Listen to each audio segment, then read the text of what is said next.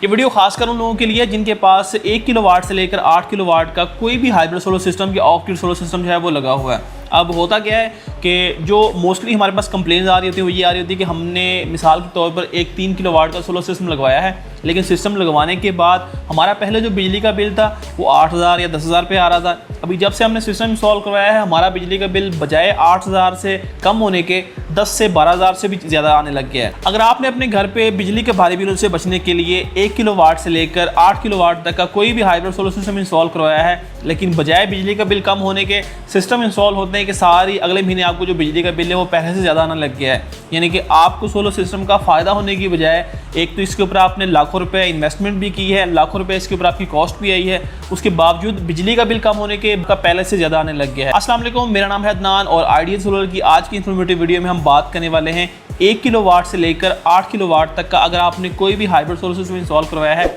उसके बाद वो कौन सी चीज़ें हैं जिनको आपने अवॉइड करना है और उस सोलर सिस्टम से आपने मैक्सिमम फ़ायदा किस तरह लेना है कि आपका बिजली का बिल भी कम हो और जो आपने उसके ऊपर इन्वेस्टमेंट की है, जो आपका उसके ऊपर खर्चा है, उसका आपको कुछ ना कुछ फ़ायदा भी हो। पहले बात कर लेते हैं वो कौन सी गलतियाँ जो सिस्टम लगवाने के बाद आपके बिजली के बिल में इजाफे का बायस बनती हैं।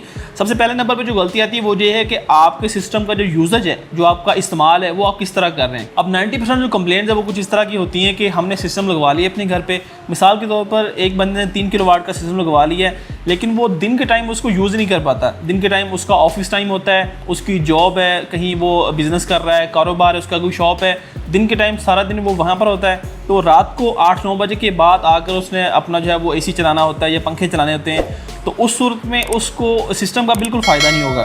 फ़ायदा किस तरह होगा, मैं आपको पहले तो ये चीज़ क्लियर कर दूं कि सोलर सिस्टम जो है ना वो लगवाने के बाद आपने कुछ चीज़ें ये भी देखनी होती हैं कि जो सिस्टम इसकी वर्किंग किस तरह की है, उसकी वर्किंग के मुताबिक आपने उससे फ़ायदा लेना है। आप अपनी मर्ज़ी से किसी भी टाइम सोलर सिस्टम से फ़ायदा नहीं ले सकते।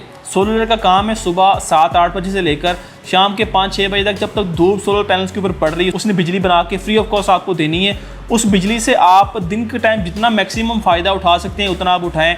आप ऐसा कभी भी नहीं कर सकते कि सारा दिन आप सोलर सिस्टम को यूज़ ना करें और उससे फिर ये उम्मीद करें कि रात को वो जो सोलर सिस्टम बिजली बनाकर उसने बैटरी में स्टोर की है वो सारी रात आपको वो बिजली जो है वो प्रोवाइड करेगा।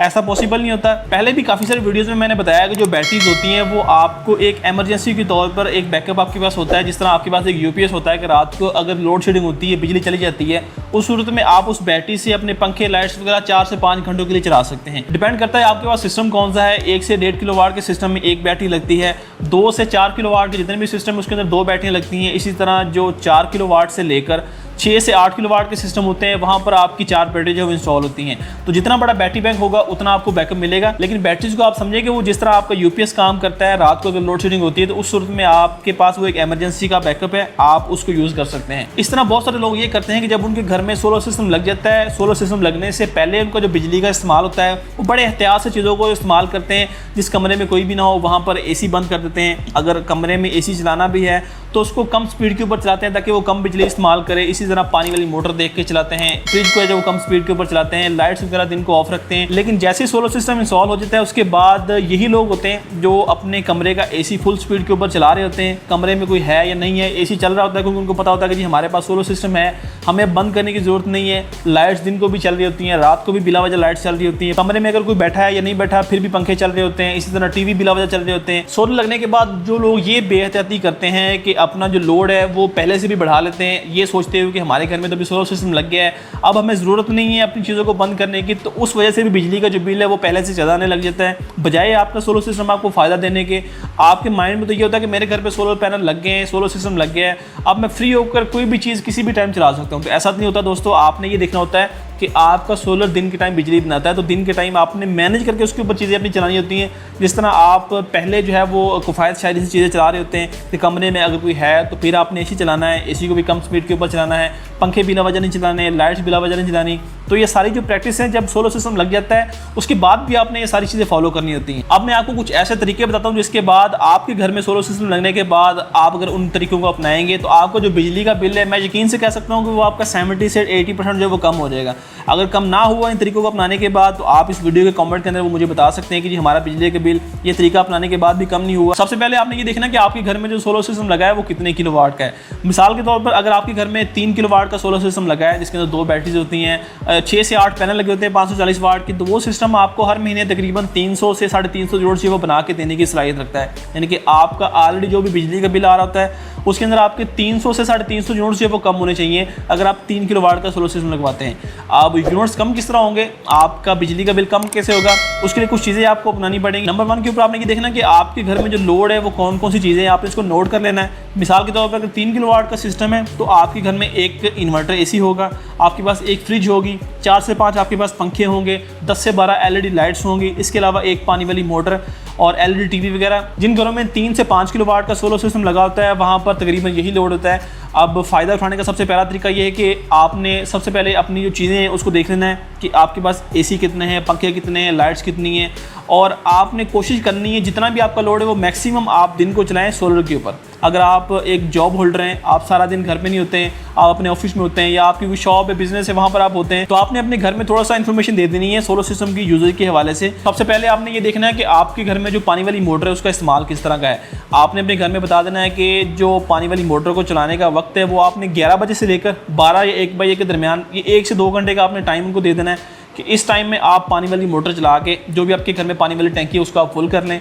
उसके बाद 24 घंटे आप पानी वाली मोटर को ना चलाएं, ना आप सोलर के ऊपर चलाएं, ना आप उसको वापडा के ऊपर चलाएं। तो आप कोशिश करें अपने घर में 24 घंटे उसी पानी को यूज़ करें। अगर आपका जो पानी का यूजेज है वो ज़्यादा है, इस्तेमाल ज़्यादा है, तो आपके पास जहाँ पर एक टैंकी है उसको आप डबल कर लें, एक टैंकी सेम उस तरह की और रख लें, या आप उसी टैंकी को बड़ा करके एक ही दफ़ा पानी वाली मोटर सोलर के ऊपर चला के दोपहर के टाइम और 24 घंटे उसको आप यूज़ करें। तो आपकी जो पानी वाली मोटर है वो टोटली वापडा से बिल्कुल फ्री हो जाएगी, यानी कि टोटली वो सोलर के ऊपर चली जाएगी। तो आपको जो बिल आ रहा था मोटर चलाने का वो अब बिल आपको नहीं आएगा। इस तरह घरों में कपड़ों को वॉश करने के लिए जो वॉशिंग मशीन का इस्तेमाल होता है उसको भी आप टोटली सोलर के ऊपर ले आएँ और कोशिश करें हफ्ते का एक दिन आप मुकर्रर कर लें। मोस्टली संडे वाले दिन जो है वो कपड़ों की वॉशिंग होती है, तो आप इतवार का दिन मुकर्रर कर लें कि इतवार को सुबह 8 बजे से लेकर दोपहर के 12 बजे तक जो है वो सोलर सिस्टम के ऊपर, सोलर इन्वर्टर के ऊपर ये वॉशिंग मशीन चलेगी। उस सूरत में आप अपने घर के जितने भी कपड़े होते हैं वो आप वॉश करवा सकते हैं। पूरे हफ्ते के जो भी कपड़े हैं वो आप इकट्ठे कर लें, तो दिन के जो 8 बजे सुबह से लेकर 12 बजे तक जो भी ये 4 घंटों का टाइम होगा उस दौरान में आप अपनी वॉशिंग मशीन को सोलर के ऊपर चला के और जो भी कपड़े वो आप वॉश कर सकते हैं। तो इस सूरत में आपकी जो वॉशिंग मशीन होगी वो भी टोटली सोलर के ऊपर चली जाएगी, वो भी आपकी बिजली वाले मीटर के ऊपर नहीं चलेगी, तो उसका भी बिल आपको नहीं आएगा। इस तरह जो आपकी कपड़े प्रेस करने वाली इस्त्री होती है उसका भी आप एक टाइम सेट कर लें। जिस तरह आपने पानी वाली मोटर का टाइम सेट किया है कि 11 बजे से लेकर 12-1 बजे का जो टाइम है वो आपने पानी वाली मोटर को दिया है,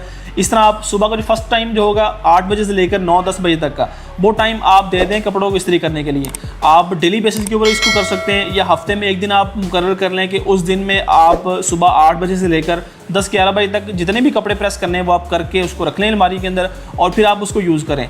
तो जो आपकी इस्त्री होगी वो भी टोटली बिजली वाले मीटर से हट जाएगी, बिजली इस्तेमाल नहीं करेगी, वो भी सोलर के ऊपर चलेगी, तो उसका भी बिल आपको नहीं आया करेगा। सेम इसी तरह आपके घर में जितनी भी चीज़ें हैं आप उनको उंगली के ऊपर कैलकुलेट कर सकते हैं कि आपने किस टाइम पे कौन सी चीज़ चलानी है। और पूरा दिन आपके पास होता है सुबह 7-8 बजे से लेकर शाम के 5-6 बजे तक, तो उस दौरान में आप उसको किसी भी स्केड्यूल के अंदर सेट कर लें कि इस टाइम पे ये चीज़ चलानी है और उस चीज़ को आप सोलर के ऊपर चलाएं। बिजली के ऊपर जब वो चीज़ नहीं चली जाएगी तो आपका जो बिजली का बिल है वो डेफिनेटली जो पहले आ रहा था उससे कम हो जाएगा। इसके बाद जो एक सेटिंग जो आपके इन्वर्टर के अंदर करनी पड़ती है जो कि आपके बिजली के बिल को कम करने में काफ़ी मददगार साबित होती है, वो ये है कि आपने ये देखना है कि आपके इन्वर्टर के अंदर जो बैटरीज की चार्जिंग की सेटिंग है वो क्या है। आपने उसको बैटरीज की जो चार्जिंग है वो सिर्फ और सिर्फ सोलर के ऊपर सेट कर देना है, यानी कि जो भी बैटरीज चार्जिंग हो वो आपकी सिर्फ और सिर्फ सोलर पैनल से जो बिजली आ रही है उनसे हो, वापडा से वो बिल्कुल भी चार्ज ना हो। तो अगर आपके पास लोड शेडिंग ज़्यादा नहीं है तो ये सेटिंग आप करके अपनी जो बैटरीज की जो चार्जिंग है वो सिर्फ सोलर पे करके भी बिजली के बिल में जो है वो आप कमी ला सकते हैं। तो आज की वीडियो दोस्तों यहाँ तक थी। उम्मीद करता हूँ कि ये जो सारी चीज़ें मैंने आपको बताई हैं इनको फॉलो करके आप अपने बिजली का जो बिल है वो कम कर सकते हैं। और अगर इसके अलावा कोई और चीज़ होगी, कोई और पॉइंट होगा तो वो मैं कॉमेंट के अंदर आपको बता दूँगा, या अगर आपके जहन में कोई भी आइडिया है, कोई भी आपके जहन में सजेशन है तो वो आप कमेंट करके ज़रूर बता सकते हैं। तो मिलते हैं दोस्तों किसी और इन्फॉर्मेटिव वीडियो में। अपना बहुत सारा ख्याल रखें, अपने मेज़बान अदनान रशीद को दें इजाज़त। अल्लाह हाफिज़।